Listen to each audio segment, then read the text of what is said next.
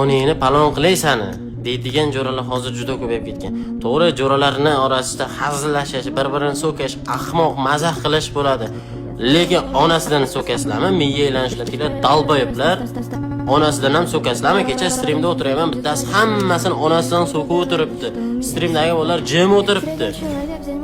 Dalboyib o'sani onangdan so'kyapti. Jo'raymi, boshqasini qo'y bilan og'zini bitta ur, onang o'sani. O'zingni dadangga tinglayapti seni. Dalboyib jo'rang bo'ladi. Jo'ra onadan so'kib hazil qilmaydi. Hazil hech qachon onadan so'kilmaydi. O'zini so'k, hazil qil, dalboyib deb boshqa narsa de. Mana shunaqalar hozir juda ko'payib ketgan, bilasizlarmi? Ayniqsa virtualdan o'zini qahramon yasab olib onadan so'kadiganlar bor. Hammani oldida ochko yig'gandek, zo'r bo'lgandek virtual giroylari. Bilat oldiga borsang yoki ko'rishib qolsang qo'lidan bir po'q kelmaydigan odamlar bo'ladi.